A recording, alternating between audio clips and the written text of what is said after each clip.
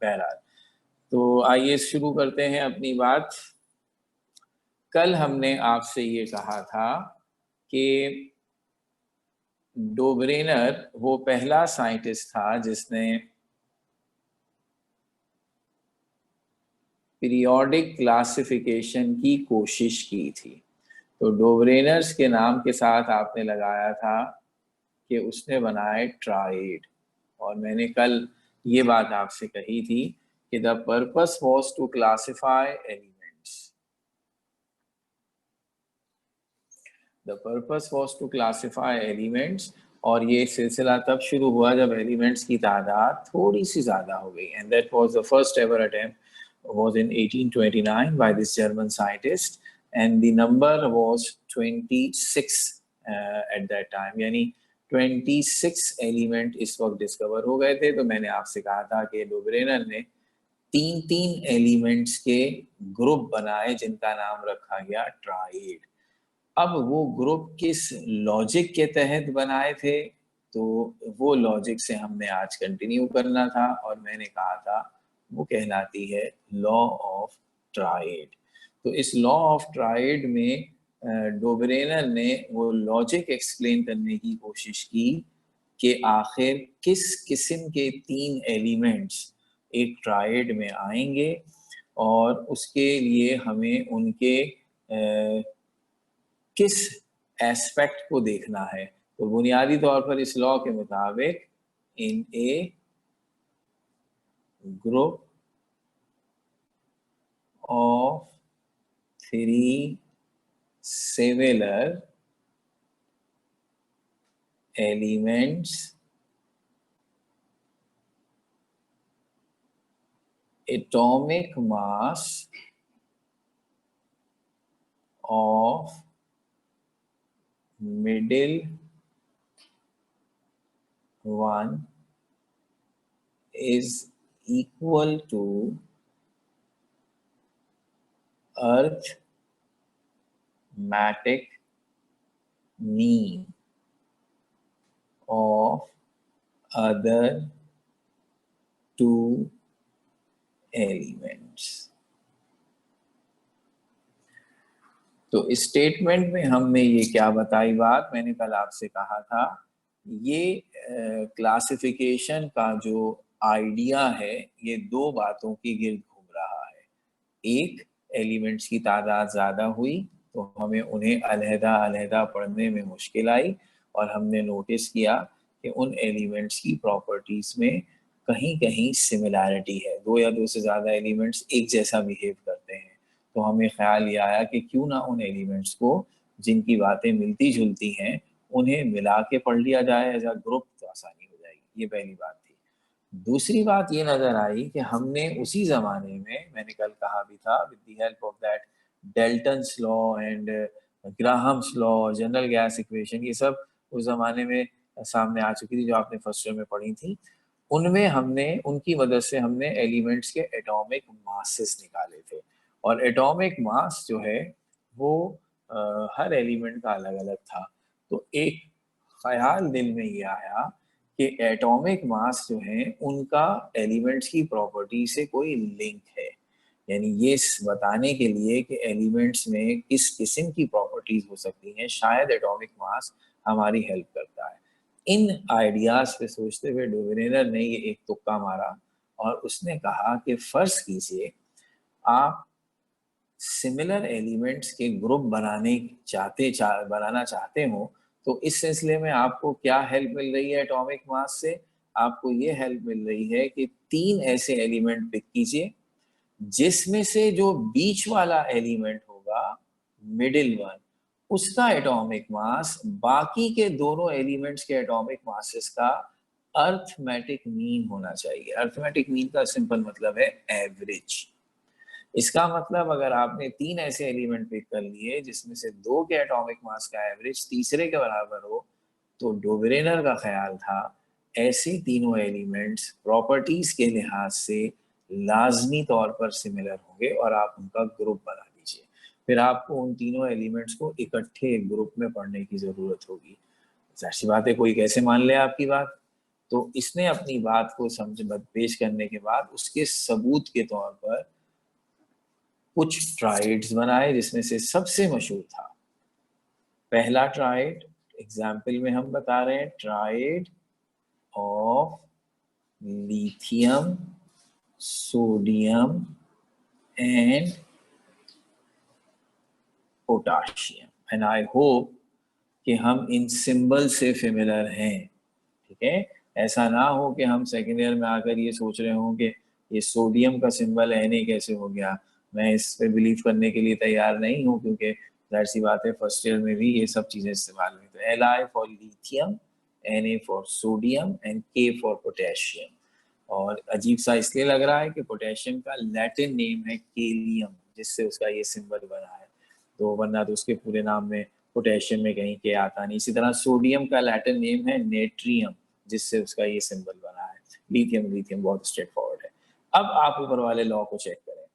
Lithium का atomic मास है 3, sodium का एटॉमिक मास हम हिसाब लगा के बताएंगे, और पोटेशियम का एटॉमिक मास है 39।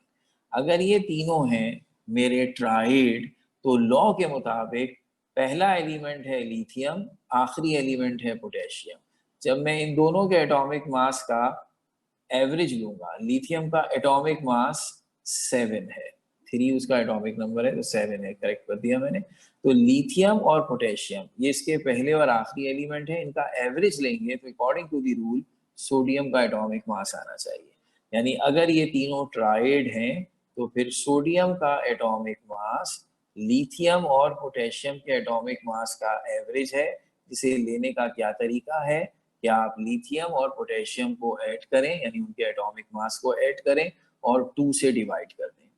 तो जरा करके देखते हैं। 7 को 39 के साथ ऐड करते हैं और 2 से डिवाइड करते हैं, तो ये आएगा 46 डिवाइडेड बाय 2, और ये हो गया 23। तो इसका मतलब क्या हुआ, 23 is the atomic mass of sodium. और हम सबको पता है कि यस 23 सोडियम का एटॉमिक मास है। इसका मतलब है ये 3 एलिमेंट मेरे लॉ को फॉलो कर रहे हैं। वाकई सोडियम एटॉमिक मास के लिहाज से लिथियम और पोटेशियम का एवरेज है। सो ये डोब्रेनर का एक ट्राइड हो गया। अब ये डोब्रेनर का ट्राइड हो गया। लेकिन सर इसका फायदा क्या था? तो अब डोब्रेनर ने असली बात कही कि उसका दावा था अगर आप 3 ऐसे एलिमेंट ढूंढ लेते हैं जिसके एटॉमिक मासेस में ये रिलेशन हो कि बीच वाले एलिमेंट का एटॉमिक मास बाकी दोनों एटॉमिक मासेस का एवरेज है, तो ऐसे 3 एलिमेंट्स प्रॉपर्टीज के लिहाज से सेम होंगे। अब 1829 में जाहिर सी बात है ये तीनों मेटल ताज़ा ताज़ा डिस्कवर हुए थे। अगर सही डेट मुझे याद है तो लिथियम और पोटेशियम और सोडियम ये ऑलमोस्ट 1806, 7, 8 इस तरह के पीरियड में डिस्कवर हुए थे। और जो साइंसदान था उसका नाम था डेवी, जिसने इनको डिस्कवर किया था इलेक्ट्रोलाइसिस के जरिए। बड़ा मशहूर आदमी था ये, हमने शायद ना सुना हो ना। तो इसका मतलब है अभी डिस्कवर हुए कोई 10-20 साल ही हुए थे। तो इनकी प्रॉपर्टीज के मुतालिक अभी हम बहुत थोड़ी सी बातें जानते थे। तो डोब्रेनर ने कहा जितनी बातें आप इस वक्त जानते हैं उसमें चेक कर लीजिए, ये तीनों एलिमेंट्स आपको सिमिलर मिलेंगे। और जितनी बातें अभी आपको नहीं पता, आइंदा आने वाले दिनों में लोग ये केमिस्ट्री इनकी डिस्कवर करेंगे, तो वो अभी से प्रिडिक्ट कर रहा हूँ, वो जब भी डिस्कवर करेंगे इनकी प्रॉपर्टीज सेम आएंगी। ये बहुत बड़ा दावा था, चेक किया गया तो पता ही चला कि जो बातें उस जमाने में मालूम थी, जो फौरन पता चल सकती है, मिसाल के तौर पर तीनों मेटल हैं, बिल्कुल सही। लेकिन मेटल आम तौर पर जब हम ये लफ्ज इस्तेमाल करते हैं तो हर बच्चे के दिमाग में मेटल के नाम पर आयरन आ जाता है। जरा सख्त किस्म की होती है ना मेटल की चीजें। तो ये वो मेटल इस लिहाज से बड़े जबरदस्त और कहना चाहिए कि डिफरेंट थे बाकी सबसे, कि ये तीनों मेटल्स बड़े सॉफ्ट होते हैं। आपने शायद सोडियम अभी तक कभी नहीं देखा होगा, देख लेते अगर प्रैक्टिकल्स करने पड़ते, उसमें हम देते हैं सोडियम मेटल। ये बड़ा सॉफ्ट होता है, आपके नाखून से काटा जा सकता है। लिथियम उससे भी सॉफ्ट होता है, सोडियम थोड़ा सा कम सॉफ्ट है, लेकिन ये तीनों इतने सॉफ्ट हैं कि आसानी से किसी भी तेज चीज से, चाहे वो आपका नाखून ही क्यों ना हो, काट लेंगे। सॉफ्ट हैं, पहली पहचान। अच्छा, आमतौर पर मेटल हार्ड होते हैं, ये तीनों सॉफ्ट हैं। ये एक ऐसी चीज हो गई जिससे इन तीनों की सिमिलैरिटी साबित हो रही है। फिर ये तीनों मेटल इंतहाई हल्के हैं। मेटल अमूमन भारी होता है, इतना भारी कि पानी में डूब जाता है, लेकिन ये तीनों मेटल पानी से हल्के हैं। अगर इन्हें पानी में डालेंगे तो ये पानी की सरफेस पे तैरते रहेंगे।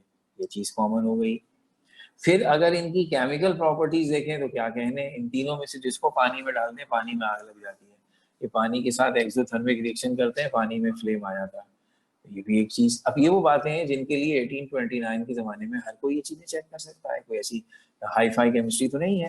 तो फौरन नजर आया कि भाई डोबरेनर की बात में दम है, और ये तीनों के तीनों वाकई ऐसी खूबी रखते हैं जैसी खूबी जो है वो आ, कोई और मेटल नहीं रख सकता। ठीक है, तो इसका मतलब ये हुआ कि इस एक ट्राइड से तो बात बन गई। अब एक ये बात थोड़ी है कि अगर इत्तेफाक से 3 एलिमेंट ऐसे निकल आए जिनकी खूबियां जो हैं वो इतनी अच्छी हों,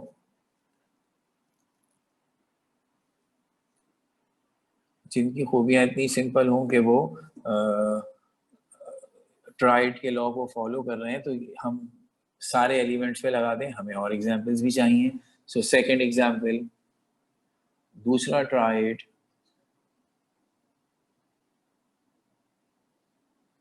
सेकंड ट्राइड था tried of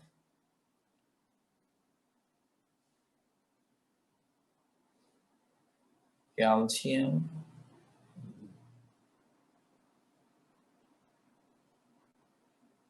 strontium and barium. Calcium, strontium and barium. तो अब ये जो 3 एलिमेंट्स का ट्राइड हमारे पास है, इस पे भी हम अपनी पहले लॉजिक चेक करें। और लॉजिक क्या होनी चाहिए कि कैल्शियम पहला एलिमेंट है, बेरियम आखिरी एलिमेंट है। कैल्शियम का एटॉमिक मास 40 है, बेरियम का एटॉमिक मास 137 है। तो फिर स्ट्रोंशियम का atomic mass according to the law of triad, चूंकि ये बीच में है, इसका एटॉमिक मास बाकी दोनों एलिमेंट्स के एटॉमिक मासेस का एवरेज होना चाहिए। सो कैल्शियम और बेरियम का एटॉमिक मास जमा करके 2 से डिवाइड करूं तो स्ट्रोंशियम का एटॉमिक मास आ जाना चाहिए। तो कैल्शियम 40, बेरियम 137 डिवाइडेड बाय 2, तो ये बन जाएगा 177 डिवाइडेड बाय 2, और ये हो जाएगा 88.5। जो एग्जैक्ट एटॉमिक मास है स्ट्रोंशियम का आज हम जानते हैं वो है 88। तो आप कह सकते हैं अ लिटिल वेरिएशन। तो ये कोई 0.5 का डिफरेंस कोई खास डिफरेंस नहीं है, इसलिए स्टिल आप कह सकते हैं कि यस, स्ट्रोंशियम जो है वो एटॉमिक मास के लिहाज से बाकी दोनों एलिमेंट्स के एवरेज के बराबर है, और ये लॉ ऑफ राइट पर पूरा उतर रहा है। तो अब क्या देखना चाहिए, क्या ये तीनों एलिमेंट्स प्रॉपर्टीज के लिहाज से बराबर हैं। एक दफा फिर इनकी वो खूबियां चेक की गई जो आसानी से 1829 में एग्जामिन हो सकती थी। तो पता ये चला कि yes, their properties are very much similar. 2 proof हो गए। अब मैं बात मुख्तसर कर दूं। टोटल चूंकि मेरे पास उस जमाने में थे 26 एलिमेंट्स, इनमें से डोबरेनर ने टोटल 6 ट्राइड्स बनाए थे। 6 ट्राइड का मतलब हर ट्राइड में 3 एलिमेंट, तो ये टोटल 18 एलिमेंट्स इसमें आ गए। तो बाकी के 8 जो एलिमेंट बचे उसके लिए उसका कहना ये था कि इन एलिमेंट्स के साथ जो बाकी के एलिमेंट आकर ट्राइड बनाएंगे वो अभी डिस्कवर नहीं हुए, क्योंकि जाहिर सी बात है उन्हें ये अंदाजा था कि ये 26 आज हम जानते हैं, आइंदा आने वाले दिनों में और भी एलिमेंट्स आएंगे, तो ये जो बाकी बच गए उनके ट्राइड तब बन जाएंगे। फिलहाल जो 6 ट्राइड बनाए हैं उनसे हम चेक कर लेते हैं। तो 2 मैंने आपको दिखा दिए। इन 6 में से 3 ट्राइड ऐसे थे जो डोबरेनर के बहुत ही कामयाब थे, जो वाकई ऐसे एलिमेंट निकले जो जिनकी प्रॉपर्टीज सेम थी। मगर 3 ट्राइड्स ऐसे थे जिनमें जिन एलिमेंट्स को उसने ट्राइड में डाला उनकी प्रॉपर्टीज आपस में मैच नहीं करती थी। तो अब हुआ क्या ट्राइड बन गए। चूंकि कुछ ट्राइड सही भी निकले तो लोगों ने इसे संजीदा से लिया, लेकिन जब चूंकि 3 ट्राइड्स गलत भी निकले जिसमें एलिमेंट्स की प्रॉपर्टीज मैच नहीं कर रही थी तो क्रिटिसिज्म भी हुआ। तो अब इस पर बहस होती रही। तो अंदाजा ये हुआ कि एलिमेंट्स में कुछ एलिमेंट्स एक दूसरे से मिलते जरूर हैं, लेकिन ये कह देना कि उसकी वजह लॉ ऑफ ट्राइड है, ये अभी डिबेटेबल है। तो जब हमने देखा कि और एलिमेंट्स डिस्कवर हुए, 10 साल और गुजरे, 20 साल और गुजरे, और एलिमेंट्स आए, तादाद 26 से बढ़ी, हमने और ट्राइड बनाए, लेकिन देखा ये गया कि बस ये जो 3 ट्राइड शुरू में कामयाब हुए थे, इसके बाद कोई भी सक्सेसफुल ट्राइड नहीं बन पाया। 2 आपने देख लिए, तीसरा आप चाहें तो अपनी नॉलेज के लिए जस्ट रख सकते हैं, जो कामयाब था। जो नाकाम हो गए, जो गलत हो गए, उनकी तो बात करने की जरूरत नहीं है ना। तो तीसरा सक्सेसफुल ट्राइड जरा मशहूर वाला है, वो हेलोजेंस, अगर हमें याद हो तो tried of chlorine, bromine and iodine कहलाता है। तो अब आप हिसाब खुद भी लगा सकते हैं। क्लोरीन का एटॉमिक मास 35.5 है और आयोडीन का एटॉमिक मास 126.9 है। तो ब्रोमीन का जब आप एटॉमिक मास निकालेंगे तो वो क्या निकलना चाहिए? वो निकलना चाहिए क्लोरीन और आयोडीन के एटॉमिक मासेस जमा करके 2 से डिवाइड करें। तो अगर आप ऐसा करें तो 35.5 और 126.9 को जमा करें और 2 से डिवाइड करें, तो ये हो जाता है तकरीबन 162.4। तो ये 162.4 जो है, इसको 2 से डिवाइड करेंगे तो ये 81.2 आएगा। और जो एक्चुअल एटॉमिक मास ब्रोमीन का लिया जाता है जो आजकल, वो है असल में 80। तो अब ये थोड़ा सा फर्क ज्यादा है, 1.2 का है, जिसकी बिना पर उस वक्त डोबरेनर ने एडजस्टमेंट ये की कि उसने कहा आप ये कह लीजिए कि मिडिल एलिमेंट का एटॉमिक मास बाकी दोनों एलिमेंट्स के एटॉमिक मास का या तो एग्जैक्ट एवरेज है या अप्रोक्सीमेट एवरेज है। तो अप्रोक्सीमेट एवरेज में ये बात भी बन जाएगी। अब चूंकि ये भी तीनों एलिमेंट्स प्रॉपर्टीज के लिहाज से सेम थे, तो ये 3 सक्सेसफुल ट्राइड थे, जिससे कुछ अरसे तक डोबरेनर के लॉ ऑफ ट्राइड को एक तरह से एक्सेप्ट किया जाता रहा। लेकिन जब हमने देखा कि ऐसे ट्राइड्स की तादाद बढ़ रही है जिनके एलिमेंट्स की प्रॉपर्टीज में कोई आपस में रिलेशन नहीं बन रहा है, तो लोगों को समझ में आ गया कि ये महज इत्तेफाक था कि ये 3 एलिमेंट्स के एटॉमिक मासेस इस अंदाज से कनेक्टेड थे, इनका एलिमेंट्स की प्रॉपर्टीज के सिमिलर होने से कोई ताल्लुक नहीं है। क्योंकि जब सिर्फ 9 एलिमेंट हमें ट्राइड का लॉ वेरीफाई करवाएं और मेजॉरिटी ना करवाएं, क्योंकि ये तादाद तकरीबन 20-25 साल के बाद 50 के करीब पहुंच गई थी और उनमें हमने 8-10 ट्राइड और बनाए, लेकिन कोई फायदा नहीं हुआ। तो अब हमें समझ आ गई कि डोबरेनर ने जो अटेम्प्ट किया एलिमेंट्स को क्लासिफाई करने का, दैट वाज बेसिकली रॉन्ग, वो सही नहीं था। तो भाई अब वो सही नहीं था तो ये पहला अटेम्प्ट हो गया, हमें क्या फायदा हुआ इससे? तो गलत गलत बात बताकर हमारा टाइम जाया कर दिया। हमें ये फायदा हुआ कि ये वो पहला साइंसदान था जिसने ये कोशिश की कि एलिमेंट्स को उनकी सिमिलर केमिकल प्रॉपर्टीज और फिजिकल प्रॉपर्टीज की बुनियाद पर उनके एटॉमिक मास की मदद से क्लासिफाई करने की कोशिश करो। अटेम्प्ट गलत हो गया, कोई बात नहीं, साइंस इसी तरह सीखती है कि एक कोशिश करते हैं, गलत होती है, उस गलती से सबक सीखते हैं और अच्छी कोशिश करते हैं, फिर और अच्छी करते हैं। तो अब इससे कम से कम साइंसदानों को ये अंदाजा जरूर हो गया कि एलिमेंट्स में सिमिलैरिटी है, कुछ एलिमेंट बहुत ज्यादा एक दूसरे से सिमिलर हैं, जैसे ये 3 ट्राइड्स के एलिमेंट बहुत जबरदस्त सिमिलर हैं। हाँ, उनकी सिमिलैरिटी की जो लॉजिक है वो लॉजिक कम से कम लॉ ऑफ ट्राइड नहीं है, कुछ और है। तो लेट अस ट्राई, हम उसकी कोशिश करते हैं। तो अब उसकी कोशिश की गई फ्रॉम 1829 टिल 1864, ये तकरीबन 35 इयर्स बनते हैं। इस दौरान में बहुत सारे साइंसदानों ने अपने अपने तुक्के मारे और कोशिश की कि वो एलिमेंट्स को क्लासिफाई कर सकें on the basis of their atomic mass. Law of tried ना सही, उस तरह का कोई और लॉ बना लें।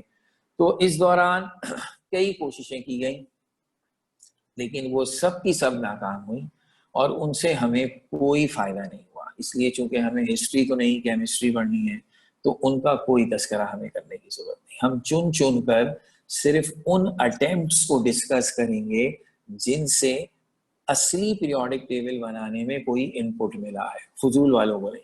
तो इस पहले वाले से क्या इनपुट मिला? That was the first ever attempt जिसने ये आइडिया हमारे दिल में जगाया कि yes, elements should be classified, आप उन्हें क्लासिफाई कर सकते हैं। बात शुरू हो गई। अब दूसरे नंबर पर जो अटेम्प्ट है जिसने हमें बहुत इंपॉर्टेंट इनपुट दिया, वो था एक इंग्लिश साइंटिस्ट इंग्लैंड का जिसका नाम था न्यूलैंड। न्यूलैंड ने जो काम किया वो हिस्ट्री में कहलाता है न्यूलैंड्स ऑक्टेव। इसकी स्ट्रगल जरा लंबी चौड़ी इस तरह से थी कि इसने 1864 से में अपना अटेम्प्ट सबसे पहले किया और 1869, ये 5 साल का हम पीरियड लिखते हैं क्योंकि इस दौरान इसने 2 दफा टेबल बनाने की कोशिश की। एक दफा पेश किया, उस पर कुछ क्रिटिसिज्म हुआ, फिर दूसरी दफा दिया। तो इस तरह इसका हम जब लिखते हैं कि कब पीरियोडिक टेबल इसने न्यूलैंड ने अपनी क्लासिफिकेशन दी, तो हम ये पूरी डेट की रेंज लिखते हैं। अब इसने किया क्या? न्यूलैंड की सबसे जबरदस्त बात ये थी कि न्यूलैंड केमिस्ट था, केमिस्ट्री इसको आती थी, फिलोसोफर था और म्यूजिशियन था। तो ये दोनों तो समझ में आती हैं बातें, इनका ताल्लुक तो साइंस से बनता है। ये जो तीसरा है थोड़ा ऑड है, केमिस्ट्री पढ़ने वालों का और फिलोसफर्स का म्यूजिक से क्या ताल्लुक। तो न्यूलैंड को आज हम जिस तरह भी जानते हैं, बहरहाल उसमें सबसे ज्यादा इम्पोर्टेंट इसी का काम है, इसके म्यूजिक के साथ एसोसिएशन। अब इसने क्या किया? इसने किया ये कि चूंकि केमिस्ट्री का आदमी था तो केमिस्ट्री का प्रॉब्लम उठाया, एलिमेंट्स को क्लासिफाई करना है। जिस जमाने में इसने अपनी कोशिश नंबर 1 की थी 1864, उस जमाने में 49 एलिमेंट्स डिस्कवर हो चुके थे। इसका अगर 26 से 49 तक हम पहुंच गए। अच्छा, अब ये टास्क था इन्हें क्लासिफाई करना है।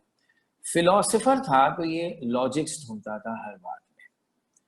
अब यहाँ क्या लॉजिक थी कि इसको लगा कि एलिमेंट्स के अंदर, उनकी प्रॉपर्टीज के अंदर एक खूबी है जिसका नाम है पीरियोडिसिटी।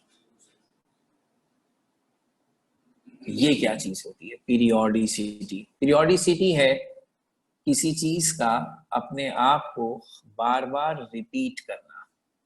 आपने मैट्रिक की फिजिक्स में और फर्स्ट ईयर में बल्कि सिंपल हार्मोनिक मोशन पढ़ा था, जो थी पीरियोडिक मोशन।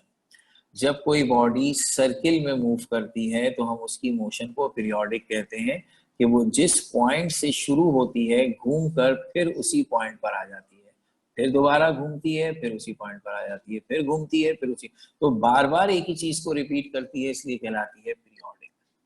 तो हर वो चीज जो एक खास ड्यूरेशन के बाद खुद को रिपीट करे वो कहलाएगी पीरियोडिक।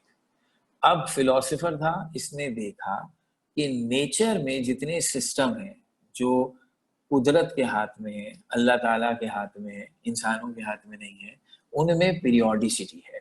मिसाल के तौर पर दिन में 24 घंटे हैं।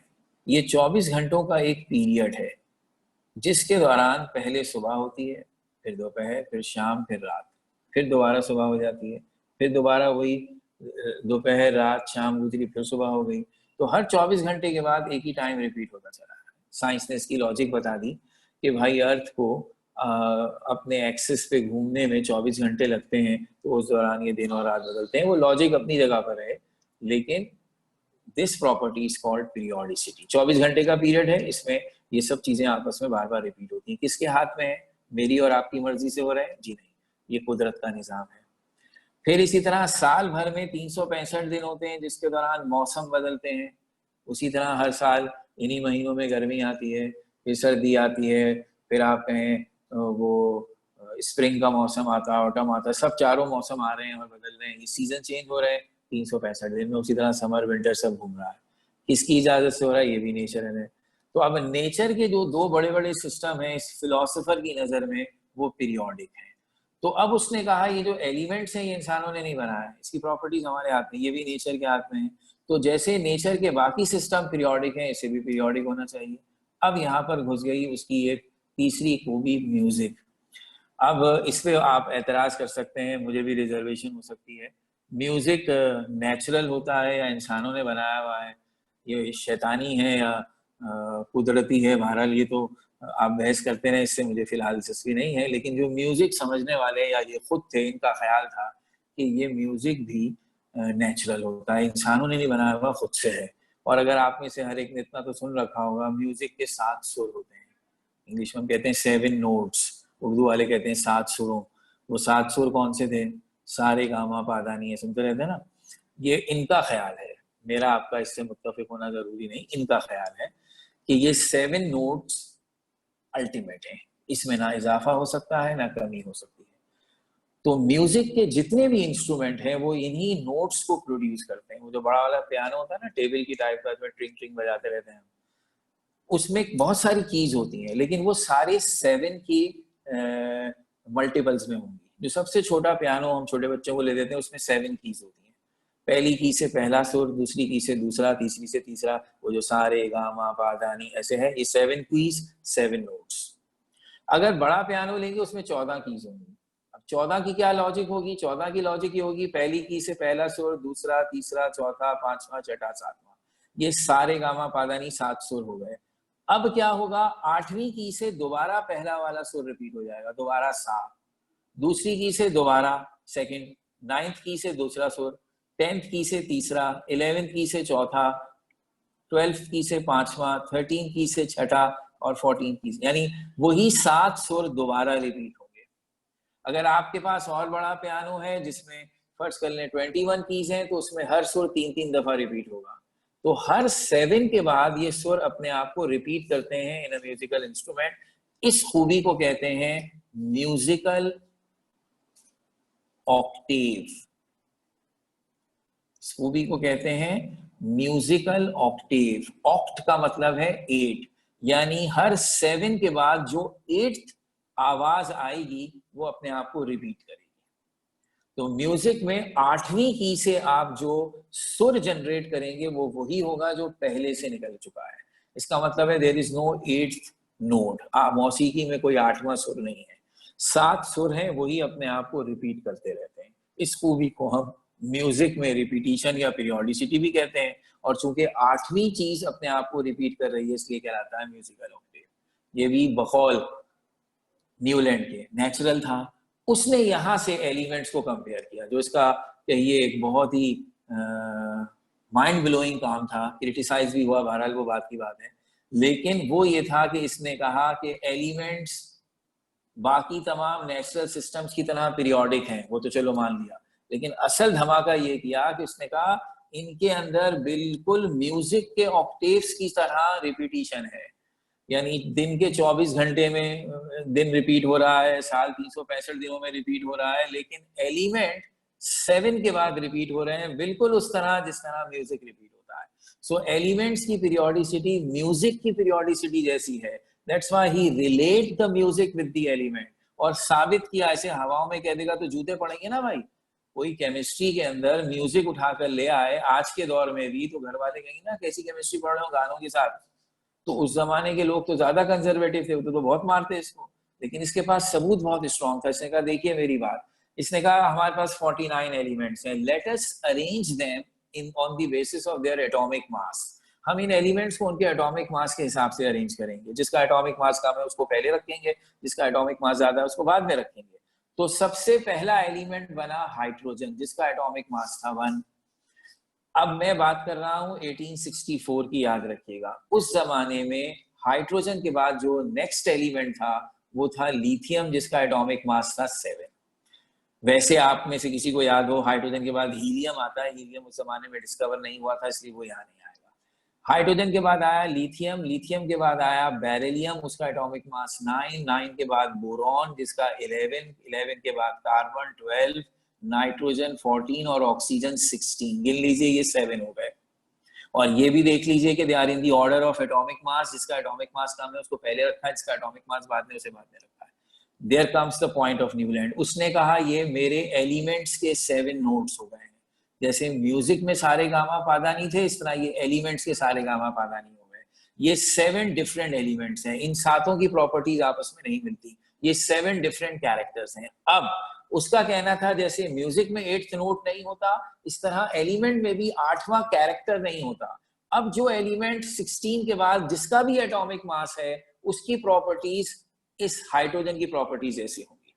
यानी ऑक्सीजन के बाद एलिमेंट आया है फ्लोरीन, जिसका एटॉमिक मास था 19। अब जो दावा था हमारे न्यूलैंड का वो ये कि हाइड्रोजन फ्लोरीन की प्रॉपर्टीज सेम होगी, क्योंकि ये 8th element should repeat itself just like music. Lithium के नीचे बारी जिसकी आई वो था सोडियम, उसने कहा लिथियम सोडियम की प्रॉपर्टीज सेम होंगी, इत्तेफाक से ये तो डोब्रेनर में भी हम देख चुके हैं। फिर बेरिलियम के नीचे आया मैग्नीशियम, बोरॉन के नीचे आया एल्यूमिनियम, सिलिकॉन आया कार्बन के नीचे, फॉस्फोरस आया नाइट्रोजन के नीचे और सल्फर आया ऑक्सीजन के नीचे। Just check that. ये सारे के सारे एलिमेंट जो मैंने नीचे वाली लाइन में लिखे हैं, इनके भी एटॉमिक मास चेक कर लें, जिसका कम है उसे पहले, जिसका ज्यादा उसके बाद में। और अब असल बात यह आई कि बिल्कुल म्यूजिक की तरह फर्स्ट 7 जैसी प्रॉपर्टीज दिखा रहे थे, नेक्स्ट 7 भी वैसी ही प्रॉपर्टीज दिखाते हैं। इसका मतलब है वो 7 कैरेक्टर जो पहली लाइन में आए थे उन्होंने अपने आप को रिपीट किया है। सो ये दोनों सिमिलर हैं, ये दोनों सिमिलर हैं, ये दोनों सिमिलर हैं, ये दोनों सिमिलर, ये दोनों सिमिलर, ये दोनों सिमिलर, ये दोनों सिमिलर। तो इससे साबित हुआ कि 1-2 एलिमेंट सिमिलर होते तो मैं तुक्का कह देता, ये तो 7 के 7 डिट्टो अपनी प्रॉपर्टीज रिपीट कर रहे हैं, तो इसका मतलब है कि ये जबरदस्त किस्म की डिस्कवरी हो गई। इसकी बेस पर इसने अपना लॉ पेश किया जिसका नाम था law of Octave,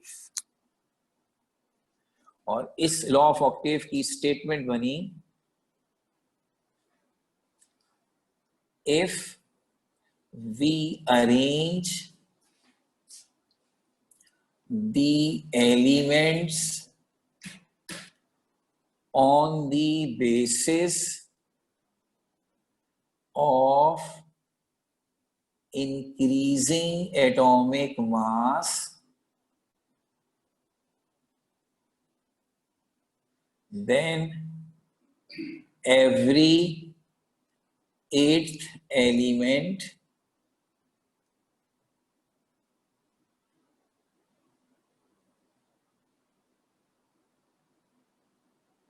will repeat its properties just like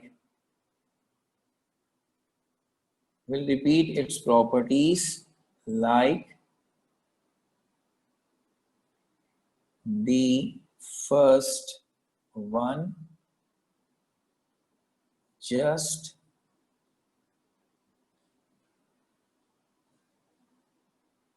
like octave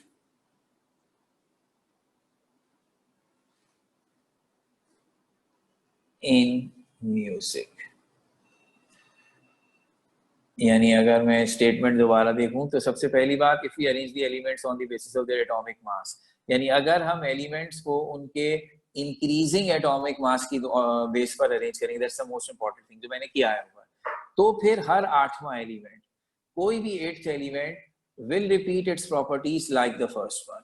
तो हर 8th एलिमेंट फर्स्ट जैसा बिहेव करेगा। यानी अगर मैं हाइड्रोजन को फर्स्ट एलिमेंट कहूं तो first, second, third, fourth, fifth, six, seventh, 8, तो आपको नजर आएगा fluorine should be the 8th element from hydrogen. आप फर्स्ट कर लें बेरिलियम को फर्स्ट मान लें, तो खुद गिनिए, बेरिलियम फर्स्ट हो तो ये सेकंड, ये थर्ड, ये फोर्थ, ये फिफ्थ, ये सिक्स्थ, ये सेवेंथ, 8, तो 8th एलिमेंट मैग्नीशियम बनेगा। तो हर 8th element starting from the given one will show the same properties just like, जो सबसे अहम बात हुई, ऑक्टेव इन म्यूजिक, जैसे म्यूजिक में होता है। अब ये बहुत रिमार्केबल आइडिया था, दिखने में भी अच्छा लग रहा है, क्या जबरदस्त बात निकल आई। और इसीलिए केमिस्ट्री में आज तक, हालांकि ये बात गलत निकली बाद में, लेकिन आज तक पीरियोडिक टेबल का चैप्टर कहीं भी होता है वो पियानो बनाया हुआ होता है वहाँ, सिर्फ ये याद दिलाने के लिए कि एक साइंसदान ने बड़ा जबरदस्त कंपैरिजन किया था जो पार्शली ठीक था लेकिन 100% ठीक नहीं था। तो अब इसमें क्या गलती निकली, क्या सही निकला, इससे हमने क्या फायदे उठाए, क्या नहीं उठाए, ये हम इंशाल्लाह कंटिन्यू करेंगे। क्लास टाइम यहाँ खत्म हो रहा है।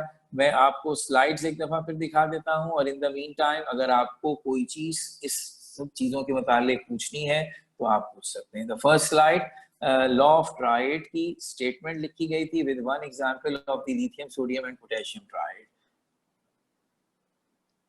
सेकंड में हमने सेकंड एग्जांपल कोट की कैल्शियम स्ट्रोंशियम बेरियम वाली, और फिर थर्ड क्लोरीन ब्रोमीन आयोडीन। ये वो 3 सक्सेसफुल ट्राइड थे जो डोबरेनर के हमने आज तक कोट किए हुए। इसके अलावा बाकी सारे उसके गलत थे। फिर इसकी गलती की वजह से हमने न्यूलैंड की बात शुरू की, उसका इंट्रोडक्शन सिर्फ दिया था, यहाँ काम की बात यहाँ लिखी जहाँ हमने उसकी स्टेटमेंट लिखी है, और अब इस स्टेटमेंट के बाद जो कुछ भी है वो हम आपसे डिस्कस करेंगे। तो आज की क्लास हम यहाँ खत्म कर रहे हैं। Thank you.